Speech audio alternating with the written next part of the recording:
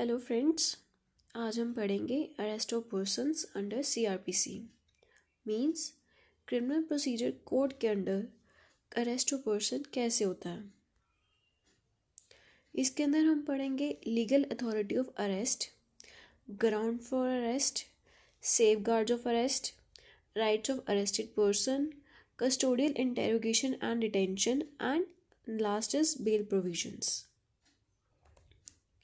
First हम पढ़ते हैं अरेस्ट के बारे में कि अरेस्ट क्या होता है। Under code of criminal procedure 1973, arrest is the restrain of a person's liberty bye legal authority. Arrest एक रिस्ट्रेन है कि एक पर्सन को दूसरी जगह जाने से मना कर दिया जाता है through a legal authority.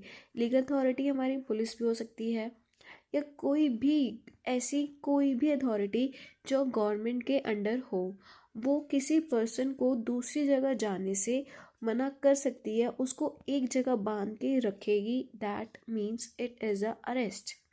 It is a crucial legal process that signifies the initial of criminal proceedings. ये फर्स्ट स्टेप होता है किसी भी क्रिमिनल प्रोसीडिंग्स को स्टार्ट करने के लिए।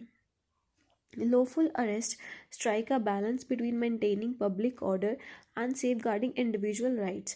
Lawful arrest means lawful arrest means जिसका हमारे पास वारंट है, हमारे पर अरेस्ट का रीज़न है कि हम उस पर्सन को क्यों अरेस्ट कर रहे हैं। वो एक बैलेंस मेंटेन करने में हेल्प करता है पब्लिक ऑर्डर और पब्लिक के राइट्स को सेफ गार्ड करने में, इंक्लूडिंग इंडिविजुअल्स राइट। जो मेन राइट इंडिविजुअल का जो है पर्सनल लिबर्टी, प्रिवेंटिंग आर्बिट्रेरी और अनजस्ट डिटेंशन। ये जो लॉफुल अरेस्ट है आर्बिट्रेरी और अनजस्ट डिटेंशन को भी प्रिवेंट करता है। जैसे कि बिना किसी रीज़न के आप किसी पर्सन को अरेस्ट नहीं कर सकते हो, आपके पास एक वैलिड रीज़न होना चाहिए अरेस्ट का। Next, lawful arrest are instrumental in preventing and addressing criminal activities contributing to the overall safety of society. जो लॉफुल अरेस्ट है वो एक तो ओवरऑल सेफ्टी ऑफ सोसाइटी के लिए, मतलब सोसाइटी की सेफ्टी के लिए, अगर कोई क्रिमिनल हम उसको ऐसे नहीं घूमने दे सकते, राइट। हमें उसको अरेस्ट करना पड़ेगा ताकि वो आगे फर्दर उसकी जो क्रिमिनल एक्टिविटीज़ हैं उसको हम कंट्रोल कर पाएँ या उसको ख़त्म कर पाएँ। नेक्स्ट, इन्वॉल्व्स फिजिकल रिस्ट्रेन और सबमिशन टू कस्टडी। अरेस्ट के अंदर क्या क्या आता है? फिजिकल रिस्ट्रेन मतलब आप एक पर्सन को एक जगह बंद करके रख रहे हो या आप उसको अपनी कस्टडी में रख रहे हो कि आप उसके ऊपर पूरी एक निगरानी रख रहे हो कि वो पर्सन कहीं जाए नहीं। Implies deprivation of personal liberty. इसमें पर्सनल लिबर्टी जो पर्सन की है वो बिल्कुल ख़त्म हो जाती है, मतलब कि पर्सन बिल्कुल ही अपनी मर्जी से कोई काम नहीं कर सकता है। जो अरेस्ट के बारे में जितनी भी इंफॉर्मेशन है वो सेक्शन 41 ऑफ क्रिमिनल प्रोसीजर के अंडर दी गई है, जिसमें ये भी कहा गया है arrest is an essential tool for law enforcement agencies to maintain public order and ensure justice.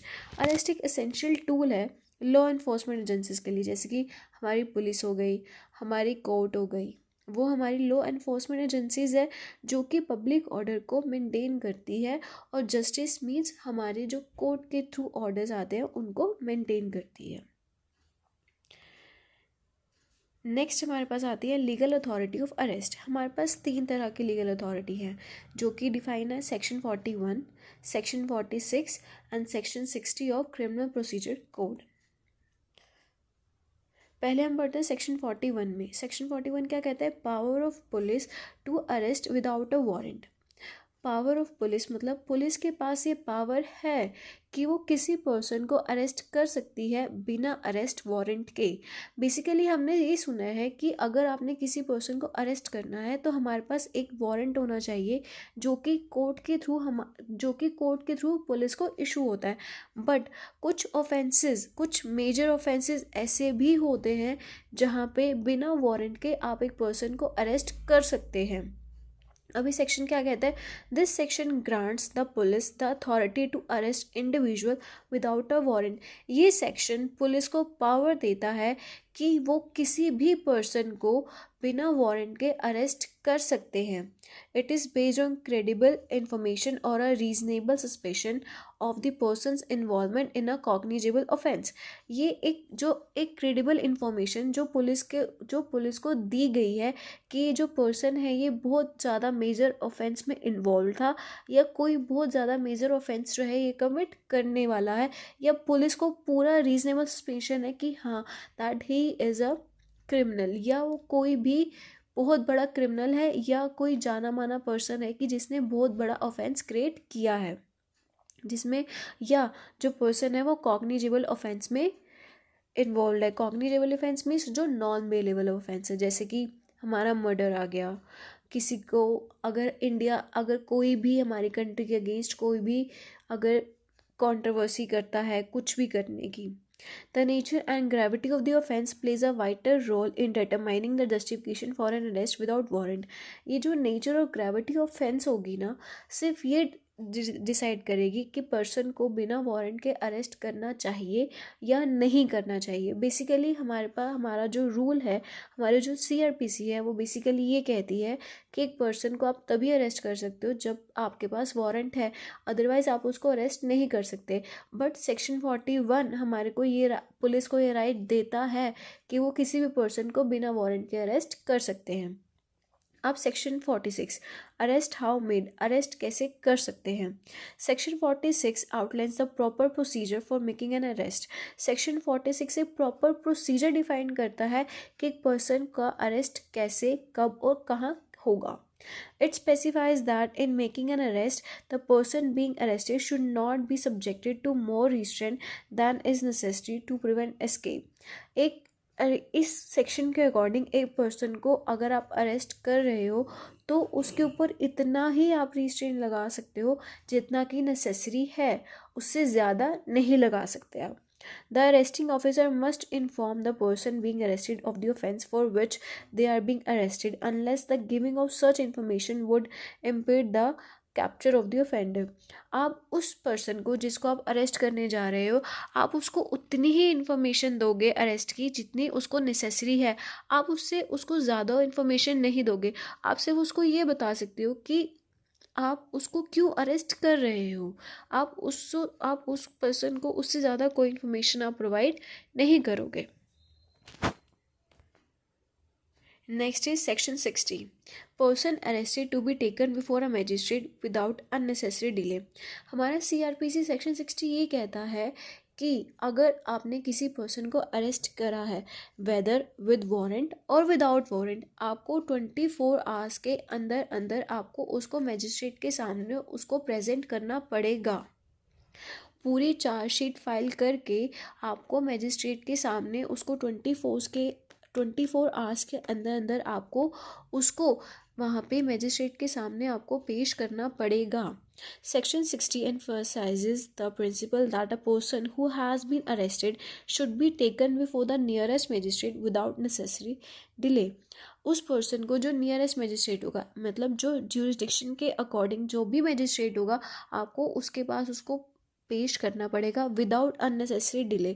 और अगर आप डिले करते हो, अगर किसी भी रीज़न की वजह से आपको डिले होता है, तो आपको उसको पूरा एक रिटन स्टेटमेंट आपको मजिस्ट्रेट को देनी पड़ेगी कि आपको डिले क्यों हुआ, किस कारण से हुआ।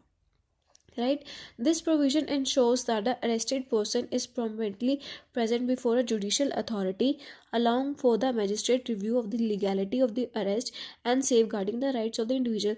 Basically ये जो प्रोविज़न है सेक्शन 60 का, ये अब इम्पॉर्टेंट इसलिए है, पहली बात तो जो मैजिस्ट्रेट है वो चेक करता है कि जो पर्सन का अरेस्ट है वो लीगल है भी है कि नहीं है, और दूसरा ये इंडिविजुअल के राइट को भी प्रोटेक्ट करता है कि अगर किसी इंडिविजुअल ने कोई क्राइम या कोई ऑफेंस कमिट किया ही नहीं है तो उसका अरेस्ट हुआ क्यों और किस वजह से हुआ, तो पुलिस ने उसको अरेस्ट क्यों करा।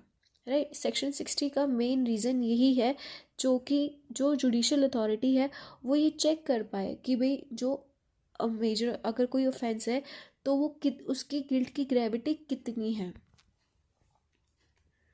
अब हमारे पास आता है grounds for arrest. The Code of Criminal Procedure 1973 delineates the grounds for arrest, providing a legal framework to ensure the balance between law enforcement and individual rights. अब जो हमारा CRPC है वो हमें ये भी बताता है कि ग्राउंड फॉर अरेस्ट कौन कौन से हो सकते हैं.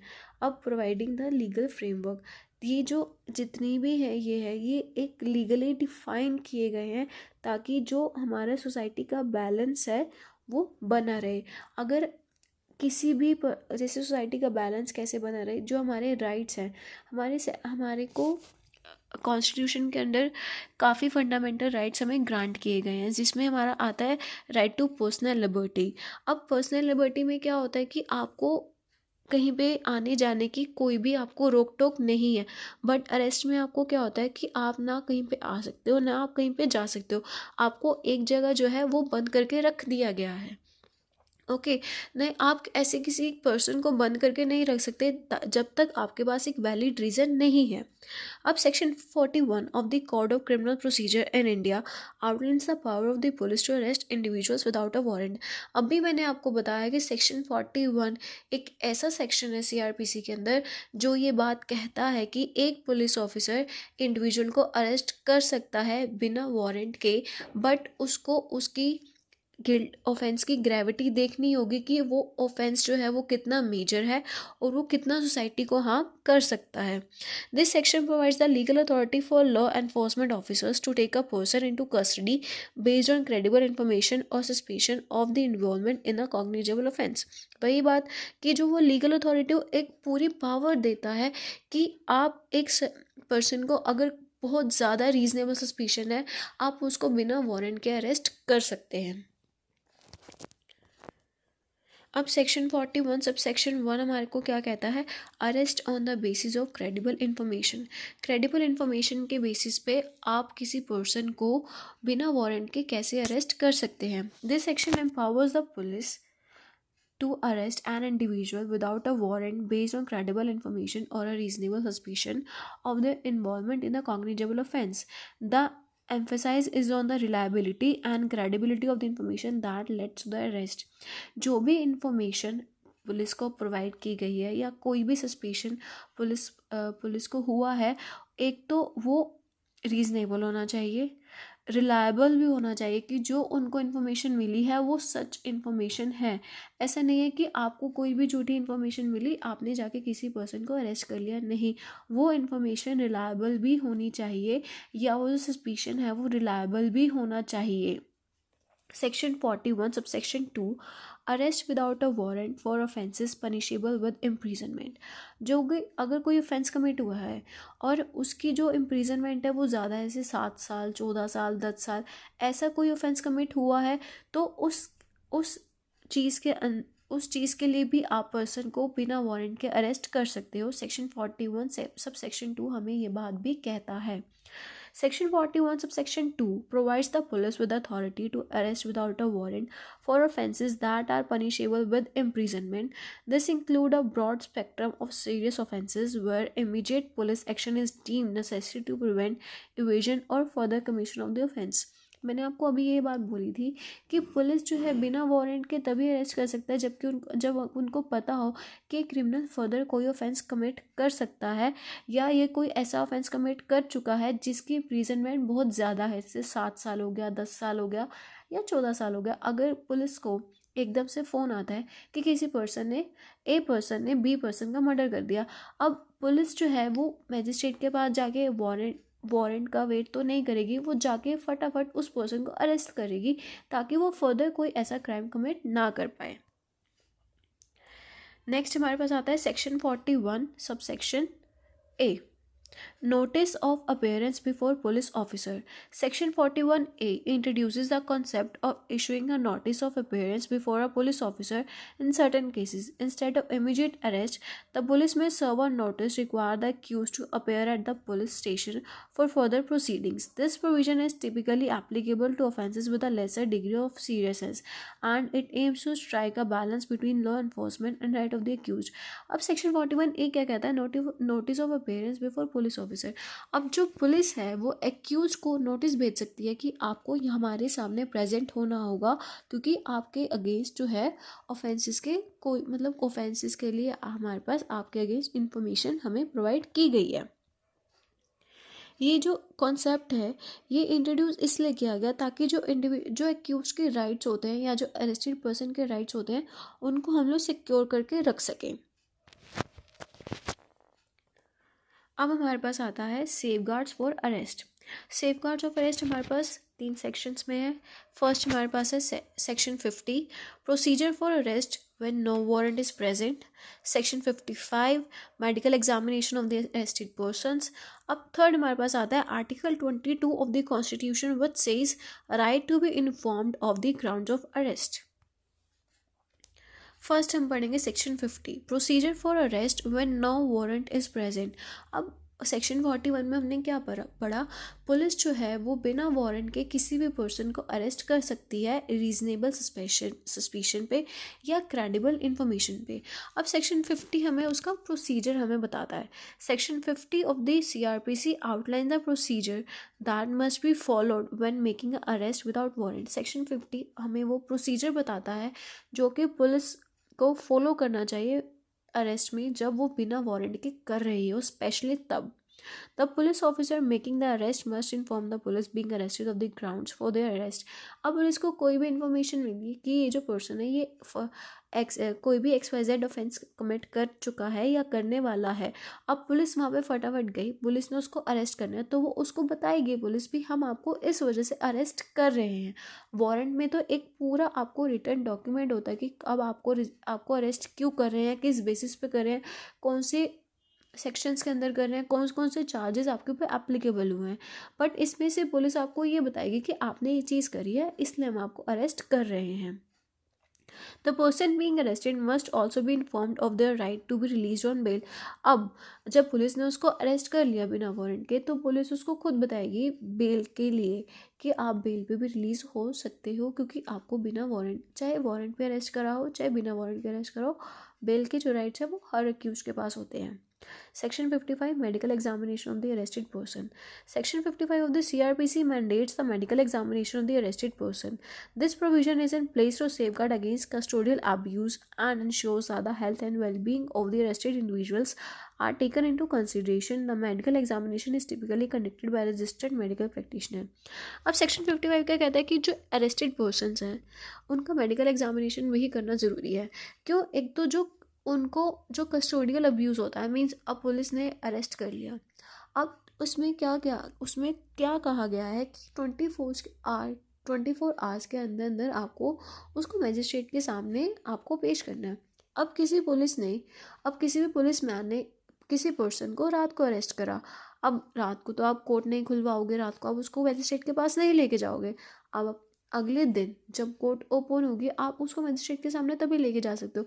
अब पूरी रात अब उसको पुलिस जो है वो अपनी तरफ से कुछ भी मतलब उसको मार सकती है या उसको कुछ भी टॉर्चर कर सकती है। तो इस चीज़ के बचाने के लिए मेडिकल एग्जामिनेशन भी होता है अरेस्टेड पर्सनस का। और जो अरेस्टेड पर्सन है उनकी वेलबींग के लिए कि अगर कोई हार्ट पेशेंट है या किसी को कोई भी सेवरल बीमारी है तो वो उसकी चीज़ के लिए प्रॉपर मेडिकेशन होना चाहिए। और जो प्रॉपर मेडिकेशन होता है वो रजिस्टर्ड मेडिकल प्रैक्टिशनर के थ्रू ही होता है, जो है या तो पुलिस ऑफिसर देखता है या जो कि मजिस्ट्रेट ऑर्डर करता है। अब आर्टिकल 22 ऑफ द कॉन्स्टिट्यूशन हमें क्या कहता है, right to be informed of the grounds of arrest. अब जो अरेस्टेड पर्सन है उसको अरेस्ट के बारे में बताना होगा कि हम उसको अरेस्ट क्यों कर रहे हैं। The right to be informed of the grounds of arrest is a fundamental legal protection granted under Article 22 of the Constitution of India. Article 22 is designed to safeguard individual against arbitrary detention. अब detention क्या होता है कि आप ज़बरदस्ती किसी को पकड़ के बिठा रहे हो। अरेस्ट जो है वो एक लॉफुल हो जाती है, एक अनलॉफुल अरेस्ट को आप डिटेंशन कह सकते हो कि आप किसी पर्सन को बिना वजह पकड़ के बिठा रहे हो। अब जो आर्टिकल 22 है हमें उसी डिटेंशन के अगेंस्ट प्रोटेक्शन प्रोवाइड करवाता है। It ensures that the person who is arrested has a right to know the reasons behind their arrest, preventing unjust and undisclosed arrest. अब आर्टिकल हमें ये कहता है कि ये जो राइट है ये पर्सन को बचाता है अनलॉफुल डिटेंशन से, अनजस्ट एंड अनडिस्क्लोज्ड अरेस्ट। अब पर्सन को नहीं पता होगा कि वो किस बात पर अरेस्ट हुआ है, ऐसे इसकी उससे इमेज पे भी फ़र्क पड़ेगा कि ये पर्सन जो है ये अरेस्ट हुआ था।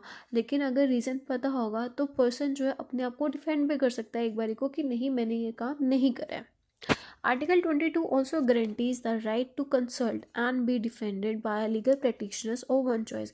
Article 22 ये भी कहता है कि हम लोग अपने किसी भी आसपास या किसी भी जानकार से हम लोग इस बारे में कंसल्ट कर सकते हैं, या लीगल प्रैक्टिशनर मतलब हमारे लॉयर से भी हम लोग बात कर सकते हैं। Article 22 further mandates that every person arrested and detained must be produced before the nearest magistrate within 24 hours, excluding the time of the journey. अब मैंने आपको ये बात पहले भी बताई थी कि जो वो पर्सन है उसको 24 आवर्स के अंदर अंदर आपको मजिस्ट्रेट के सामने आपको उसको पेश करना पड़ेगा। नेक्स्ट हमारे पास आता है राइट ऑफ अरेस्टेड पर्सन। हमारे CRPC के अंदर कुछ राइट्स अरेस्टेड पर्सनस को भी दिए गए हैं, जैसे कि right to remain silent. The arrested person have the right to refuse to answer any question that law enforcement में ask. Anything said can be use against them in court, so they have the right to remain silent towards self incrimination.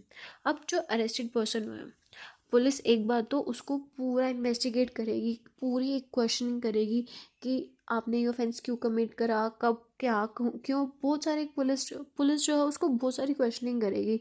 लेकिन arrested person के पास ये right है कि वो किसी भी क्वेश्चन का आंसर देने के लिए डिनाई कर सकता है कि वो किसी भी क्वेश्चन का आंसर नहीं देगा। आप उसको उस क्वेश्चन का आंसर देने के लिए पुलिस उसको फोर्स नहीं करेगी, ये उसका राइट है, राइट टू रिमेन साइलेंट। अब ऐसा क्यों होता है कि अगर किसी पर्सन ने कुछ भी बोला, वहाँ पे सिर्फ पुलिस प्रेजेंट है, वहाँ पे ना उसका लॉयर प्रेजेंट है, ना वहाँ पे मैजिस्ट्रेट प्रेजेंट है, जो उसने आंसर दिया है वो डायरेक्टली वो मैजिस्ट्रेट के पास जाए।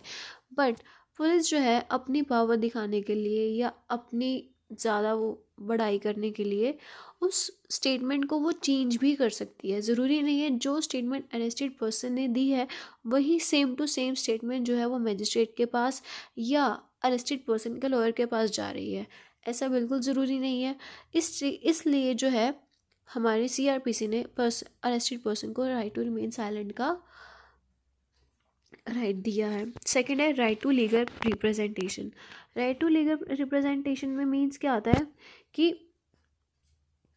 अगर उसको अरेस्टेड पर्सन को क्वेश्चनिंग हो रही है या इंटेरोगेशन हो रहा है तो अरेस्टेड पर्सन के पास ये राइट है कि वो अपने लॉयर को अपने साथ वहाँ पे उस टाइम प्रेजेंट कर सकता है कि मैं अपने लॉयर के बिना आपको कोई भी जवाब नहीं दूंगा।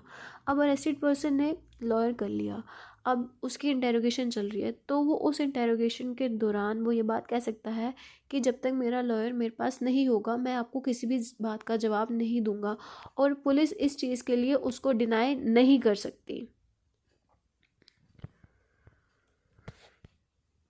अब प्रोडक्शन बिफोर अ मैजिस्ट्रेट, वही बात आ गई कि 24 आवर के अंदर उस अरेस्टेड पर्सन को मैजिस्ट्रेट के सामने आपको प्रोड्यूस करना पड़ेगा बिना किसी डिले के। अगर आप ये डिले करते हो तो आपको मैजिस्ट्रेट को रिटर्न में एक्सप्लेनेशन देनी होगी कि आपने ये डिले क्यों दिया है।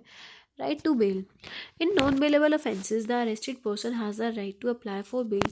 जो नॉन बेलेबल ऑफेंसेस होते हैं उसमें पर्सन का राइट होता है कि वो बेल के लिए अप्लाई कर सकता है। अब जो बेल का डिसीजन होगा कि बेल ग्रांट करनी है नहीं करनी है वो तो कोर्ट के ऊपर है कि कोर्ट पूरा चेक करेगी, कि स्टेटमेंट चेक करेगी, पूरी चार्जशीट चेक करेगी, प्रीवियस जितनी भी हिस्ट्री होगी केस की वो सब चेक करके कोर्ट के ऊपर है कि वो आपको बेल देगी या नहीं देगी। बट आप उसके लिए अप्लाई तो कर सकते हो, ये एक एक्यूज का राइट होता है। Considering factors such as nature of the offense, the likelihood of the accused tampering with evidence or failing. Okay. अब आता है custodial interrogation and detention. Custodial interrogation and detention मतलब अब कोई पर्सन अरेस्ट हुआ है, ये तो है नहीं कि पुलिस वाले जो है उसको बिठा के रखेंगे। अब उसे क्वेश्चनिंग भी होगी, हर चीज़ के बारे में पूछा भी जाएगा उसको। तो अब हम उसके बारे में पढ़ेंगे। The provision related to custodial interrogation, detention and safeguards against custodial torture and abuse are primarily covered under the code of criminal procedure and other relevant statutes.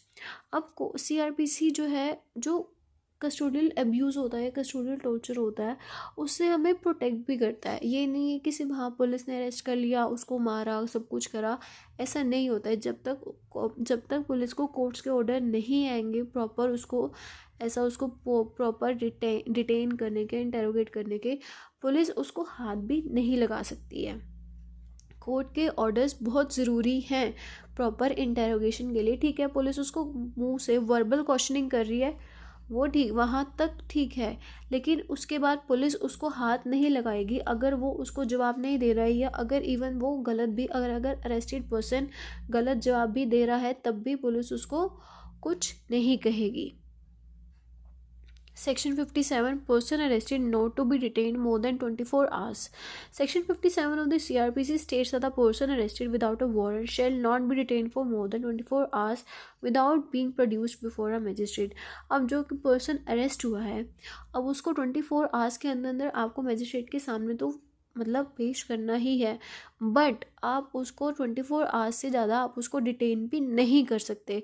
अब जैसे कि रात को पुलिस वाले, जैसे ये चेकिंग वगैरह होती है, अब वहाँ पे पुलिस खड़ी है, वहाँ पे अगर कोई ऐसा मिल गया जो ड्रिंक एंड ड्राइव के केस में है, अब पुलिस उसको उस टाइम अरेस्ट कर लेगी, बट सुबह उसको मजिस्ट्रेट के सामने पेश करके अगले दिन पुलिस को उसको छोड़ना पड़ेगा उसको।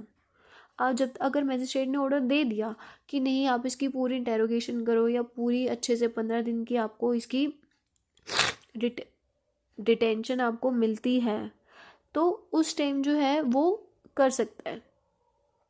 लेकिन 24 आवर्स से ज़्यादा अगर मजिस्ट्रेट कह देता है तो आप उसको 24 आवर्स से ज़्यादा आप उसको डिटेन नहीं कर सकते हो। This provision underlines the provision of prompt presentation of the arrested person before a magistrate to ensure judicial security and prevent prolonged and arbitrary detention. ये जो सेक्शन है, एक तो ये बताता है कि जुडिशियल सिक्योरिटी होना बहुत ज़रूरी है, कि अगर किसी पर्सन ने ऑफेंस कमिट करा है तो उसको जो है सज़ा जो है वो कानूनी तौर पे ही मिले, और पूरे एक जो जुडिशियल प्रोसेस है, जो लॉ एनफोर्समेंट का जो प्रोसेस है, वो उसके अकॉर्डिंग ही वो चले। नेक्स्ट हमारे पास आता है bail provisions. Bail upholds the presumption of innocent unit proven guilty.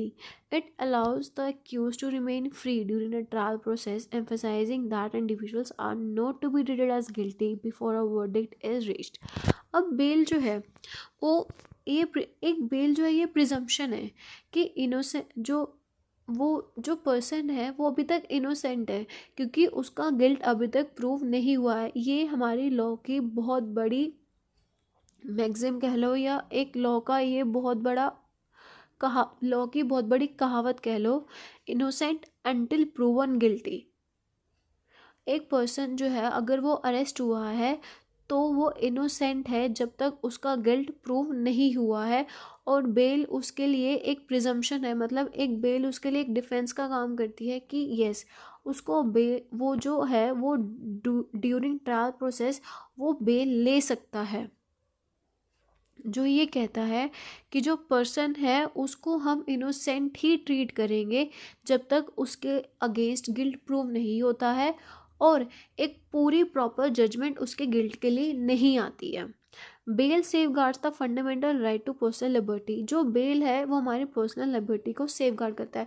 Person arrest हो गया, ट्रायल शुरू हो गया, अब उसने बेल के लिए उसने अप्लाई करा, कोर्ट ने उसको बेल दे दी, अब बेल में जो है वो कुछ भी कर सकता है, वो कहीं पे भी आ जा सकता है।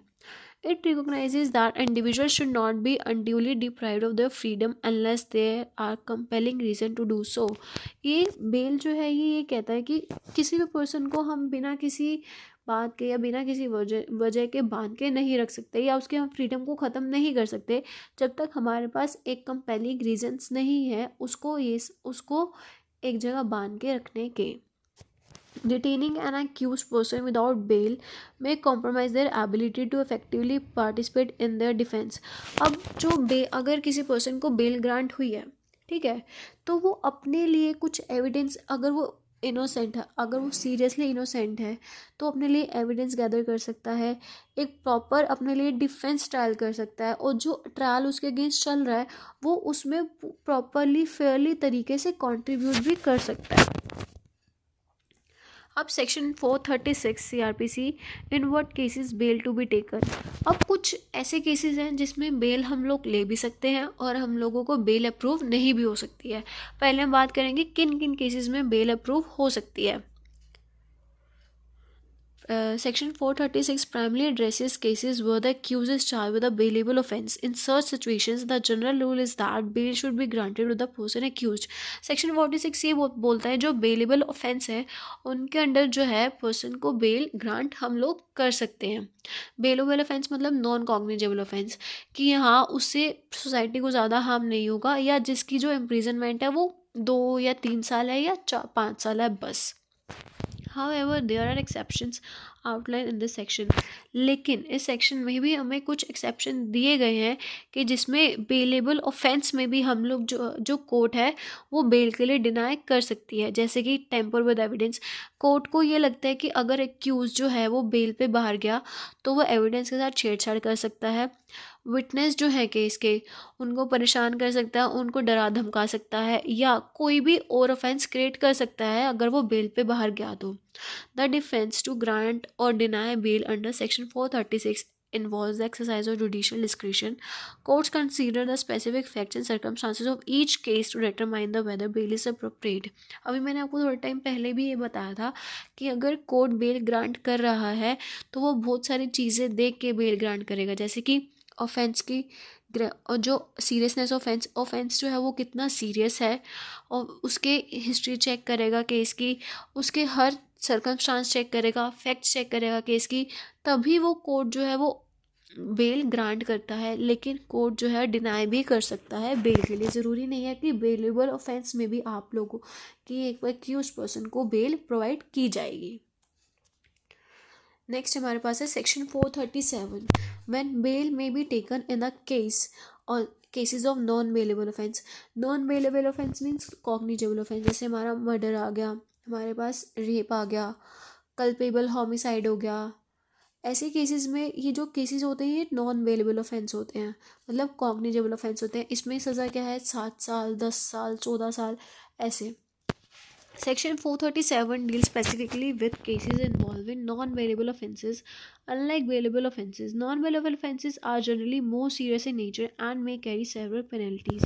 अभी मैंने आपको बताया जो नॉन बेलेबल ऑफेंसेस होते हैं ये बहुत सीरियस होता है नेचर में, जैसे मर्डर हो गया, रेप हो गया, कल्पेबल होमिसाइड हो गया। ऐसी चीज़ें जो है वो नॉन बेलेबल ऑफेंसेस के अंडर कवर होती हैं। The court takes into account several factors when deciding whether to grant bail for non bailable offences. Mostly क्या होता है, जो नॉन बेलेबल ऑफेंसेस होते हैं उसमें बेल ग्रांट नहीं होती है, बिल्कुल भी नहीं होती है। नॉन बेलेबल ऑफेंसेस में हमारे पास पोक्सो भी आ जाता है, तो इन केसेस में कोर्ट जो है वो बेल जो है वो ग्रांट नहीं करती है।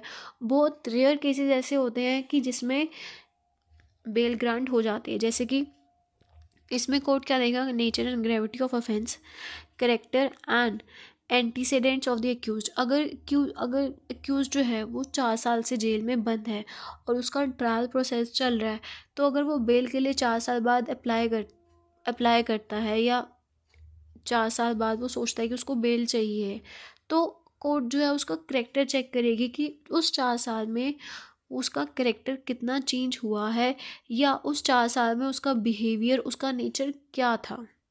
The possibility of the accused tampering with evidence और इन्फ्लुएंसिंग विटनेस, इसमें ये भी कोर्ट चेक भी कर सकती है कि एक्यूज की कितनी पॉसिबिलिटी है कि वो एविडेंस के साथ छेड़छाड़ करेगा या विटनेस को इन्फ्लुएंस कर सकता है। The likelihood of the accused absconding. If the court decide to grant bail, it may impose certain conditions of the accused, such as providing a surety, surrendering traveling documents, or regularly reporting to the police.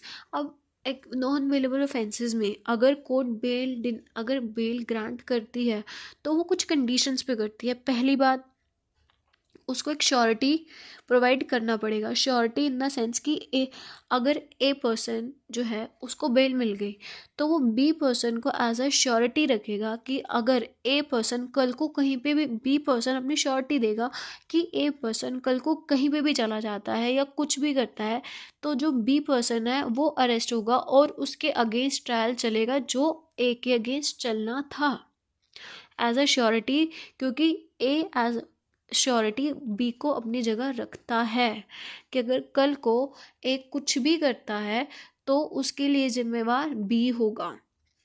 Surrendering travelling documents, मतलब जो उसके travel documents होंगे जैसे visa, passports, कुछ भी ऐसा होगा वो अपने ये डॉक्यूमेंट सरेंडर कर देगा ताकि वो कहीं पे बाहर भाग ना सके, स्पेशली आउटसाइड इंडिया कहीं भी ना जा सके। और अगर ऐसे उसको कहीं पे भी जाना है तो वो पुलिस को इन्फॉर्म करके जाएगा एक पूरा प्रॉपर वैलिड रीज़न के साथ कि वो कहाँ, क्यों, किस लिए जा रहा है। अगर कोई काम सीरियसली कोई ज़्यादा ज़रूरी काम है तो उसको अलाउ किया जाता है, नहीं तो उसको वो भी अलाउ नहीं किया जाता है। Thirdly, regularly reporting the police, और ड्यूरिंग बेल वो डेली पुलिस स्टेशन जाके पुलिस को रिपोर्ट करता है। मीन्स जैसे आपने मूवीज़ में भी देखा होगा या सुना भी होगा, जो पुलिस रजिस्टर, जो पुलिस मेंटेन रजिस्टर होता है उसके अंदर वो साइन करके आता है कि यस मैं कहीं पे भी नहीं जा रहा या आई एम रिपोर्टिंग यू, मैं बेल पे कोई भी ऐसा काम नहीं कर रहा हूँ। Thank you.